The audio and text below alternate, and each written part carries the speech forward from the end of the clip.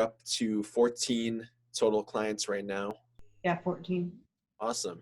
So the majority of these clients, that's come in the past, couple weeks, right? 2-3 weeks. I mean, because I've had to work them into the schedule. But yeah, like you said, they were coming in waves. It took me a little bit to figure out the software and what works for me, because I think with anything you have to navigate it with what works for you. And I played with the wording and stuff, and it worked really well. I would just tell them, I have a couple of spots available. I don't mind holding your spot. I think it was something along, you had said something like that at one point as well, but I just took it and added to it. I said, if this is something you're still interested, please let me know. I wanted to give you first right of refusal before I passed it on to somebody else. Yes. Once I said that, I got people responded within minutes. That phrasing really worked well.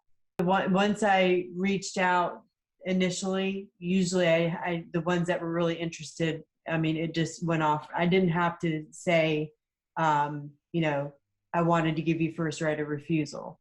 Most of the ones that I had scheduled, they were ready right from the get-go. Right. Okay. They were ready to buy. So it sounds like a lot of them were ready to go on day one. However, there were a couple that maybe it took a little more hand-holding. Maybe they were busy with their daily life. And once you sent out this message, that was more specifically about hey, let me reserve your spot. This is kind of a limited thing that might not go on forever. You also noticed that you were able to schedule some people with that message. Yeah. I'm at the point where I can pick and choose who I want to work with.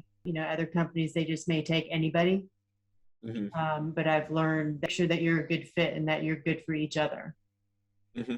Because especially when it comes to the cleaning business, it's very much teamwork with you and the customer, a lot of communication, and just making sure that you are setting those expectations with each other, so you're not guessing. It just alleviates a lot of miscommunication and people that aren't satisfied. And I wanted to get your input on something for people that are in the position of being, let's say, a solo operator.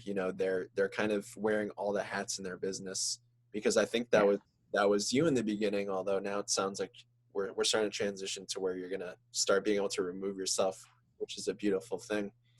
But can you quickly walk back to right before we started working together? How many clients, did you have? What was a typical work schedule like? And then, where you're at right now in terms of clients and sort of future plans? Well, I guess my situation was a little bit different because I was going through a really difficult time in my life, and I didn't have basically working part-time. And I think by the time you and I met, I may have had 5 or 6 clients, if that. And I knew my situation that I was in was coming to an end, or at least that chapter. So I knew that I wanted to prepare myself for moving forward. So that's when you and I had connected and ran our first campaign.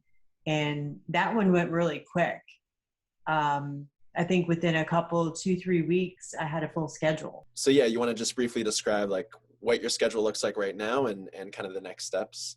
My schedule is full, of course, as full as I can do personally, because I still have stuff at home I need to take care of. But yeah, I have a client every day.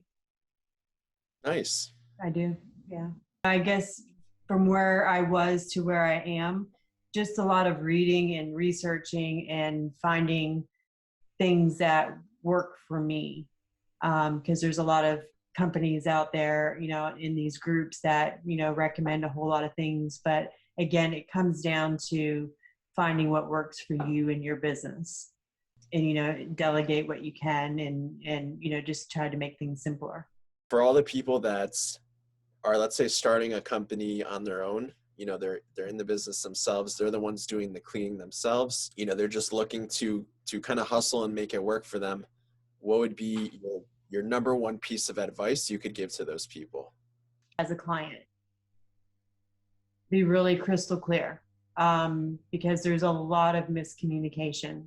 A lot of clients and cleaners both have had, bad situations. But I mean, I think it's just be crystal clear on who you want to serve, and make sure it's a good fit. Keep those lines of communication open, and realize that it's a team effort, with you and the homeowner, because every clean is not the same. Every house isn't the same. Everybody's living habits are different. So you may go in and do a general maintenance cleaning, but they may have a few extra things that they like done. And and then that's where the communication comes in. The next steps, which is really exciting, is taking a little break on the client acquisition side of things, but now utilizing that same model of running paid ads, taking people through our process,